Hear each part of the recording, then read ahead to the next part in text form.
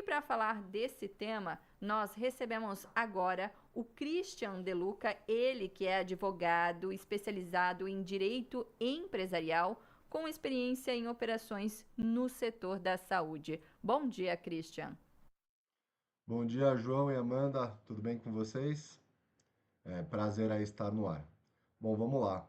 Nas últimas semanas, né, a Anvisa, ela aprovou um marco regulatório histórico para a cannabis medicinal no Brasil.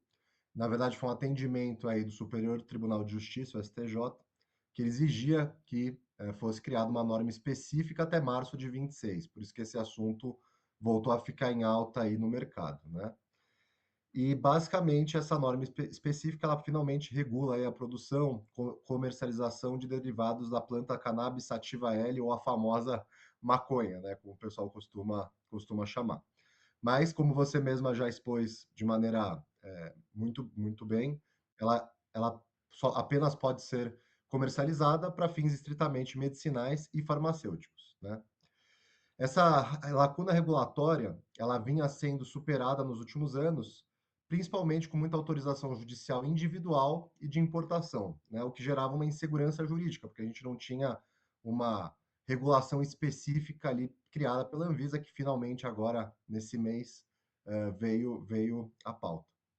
Essa nova regulamentação, ela cria critérios claros e detalhados para toda a cadeia produtiva, né? Então, ela cria um ambiente sanitário controlado que permite, entre outros pontos, o cultivo da cannabis por pessoas jurídicas previamente autorizadas. Christian, e nesse contexto, né, o papel ali do direito da saúde ele é muito fundamental, né, até para garantir essa segurança jurídica aos pacientes, né? Como que funciona o teu trabalho, visto que os médicos eles têm, né, esse poder de fazer essa prescrição medicinal para esses pacientes, como eu já citei alguns casos aqui, né? Mas e quando entra, né? Quando precisa de um advogado nesses casos? Então, vamos lá. Até ontem, você sempre precisaria de um advogado, né? Agora, com essa nova regulamentação, né, desde que o limite máximo do teor do THC, que fique claro, seja de 0,3%, ou seja, né, que a lei ela estabelece? Que ele tem que ser um cânhamo medicinal e não psicotrópico, porque se o THC for superior a 0,3%, a pessoa, desculpa o palavreado, fica doidona, né? E aí perde o sentido do medicinal da coisa, né? Então vamos lá. Com essa nova regulamentação, pessoas que, por exemplo, ficavam na fila, como você mesma falou, do SUS, ou às vezes não tinha no SUS, tinha alguns remédios que custavam 3 a 5 mil reais por mês, né? Para diversas dessas doenças que você citou, essas pessoas não tinham como pagar e ficavam ali à mercê, e aí eram obrigadas a contratar um advogado, mostrando que tinha necessidade, que a pessoa poderia passar um problema mais grave, e o advogado ali através de uma ação judicial, nem sempre, mas às vezes conseguia com que o governo subsidiasse tais remédios. Com essa nova regulamentação da Anvisa, e obviamente é muito cedo para falar, acabou de sair, né? Vamos ver como os tribunais vão agir. Mas com uma regulamentação e uma lei de fato expressa determinando isso, a partir de agora, né, médicos, psiquiatras que identificam que essas pessoas têm essa necessidade, né, e desde que, repito, esse remédio, porque não é só a maconha em si, né, formas diversas formas de consumo podem ser usadas, como por exemplo, ela pode ser feita em farmácia de manipulação, ela pode ir pela via oral, bucal, sublingual, dermatológica, ela não necessariamente, né, precisa ser com o fumo, né? Então, é, o que eu acredito que os médicos vão fazer para esses pacientes? Eles vão, na grande maioria, prescrever de forma oral, bucal, sublingual, dermatológica, né, para evitar o fumo. Provavelmente, a maioria das vezes, feitas em farmácias de manipulação, para que essas pessoas consigam ter esse atendimento aí com as suas doenças. Em resumo, é isso, tá? Agora, do ponto de vista jurídico que você me perguntou, tá? Como você mesma falou aí no começo, tá? Eu sou um advogado empresarial, trabalho com operações de fusões e aquisições, e eu já trabalhei muitas operações de saúde, então eu tenho bastante noção desse mercado. Agora, do ponto de vista direito médico, até onde vai a responsabilidade do médico, posso te dizer do ponto de vista civil que se ele prescrever para uma pessoa algo que ela não deveria tomar, né, vamos chamar assim, e essa pessoa vir a ter uma complicação, ele sim vai ter responsabilização. Agora, quanto ao CREMESP, eu já não posso falar porque eu não sou um advogado de direito médico, tá? E, Christian, seguindo nessa linha, né, do que pode, o que não pode, há diferença jurídica entre os produtos importados e os autorizados para venda aqui no Brasil? Sim, há diferença jurídica, tá? É, a forma porque assim, no Brasil é mais fácil de haver uma fiscalização da Anvisa, porque a gente vai ter agora, né, basicamente aí colocado pela nova regulamentação da Anvisa, amparada pela Lei 9.782 de 99, que agora, né, vai instituir o Sistema Nacional de Vigilância Sanitária, que vai atribuir à agência competência para regulamentar insumos, medicamentos e substâncias.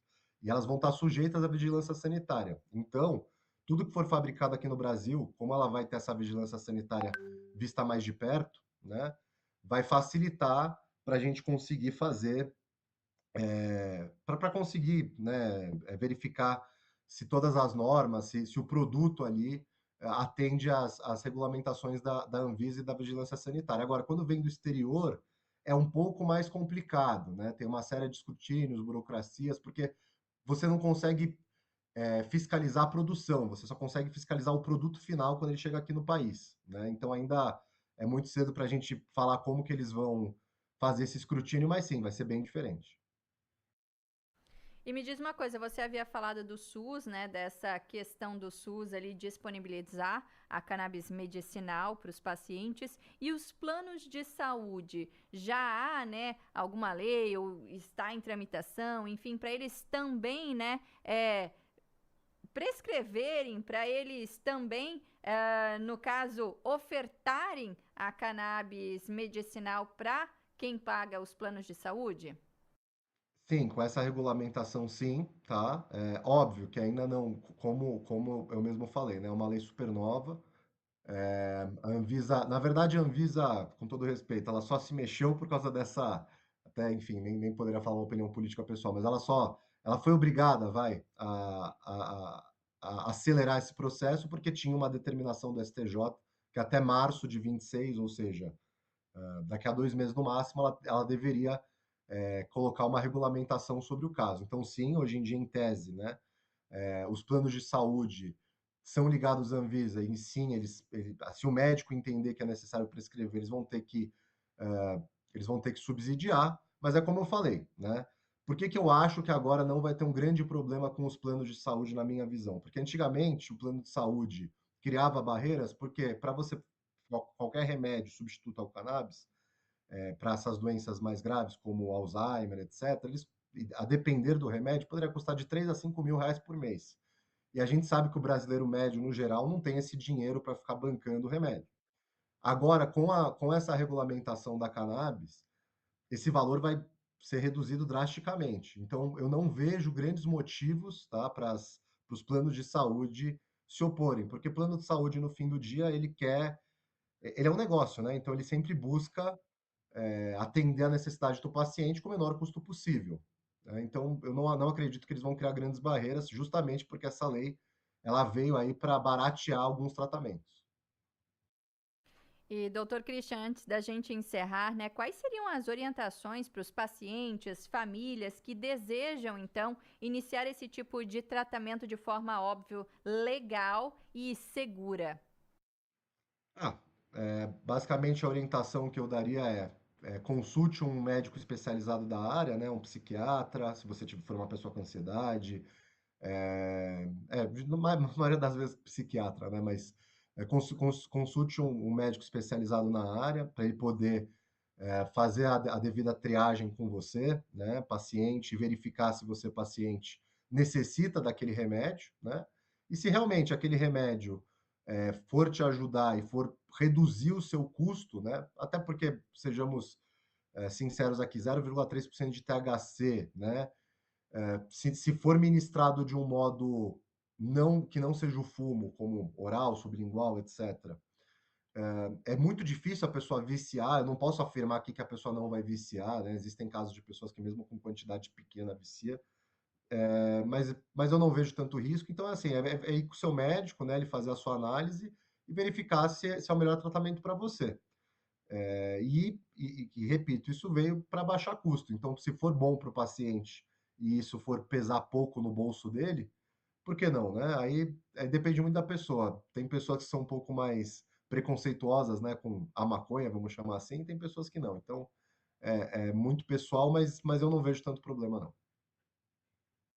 Doutor Christian, gostaria muito de agradecer a sua participação aqui no Ligado na Cidade, trazendo então aí essas informações, né, sobre a Anvisa e a ampliação, né, do uso da cannabis medicinal, óbvio, né, para fins terapêuticos aqui no Brasil.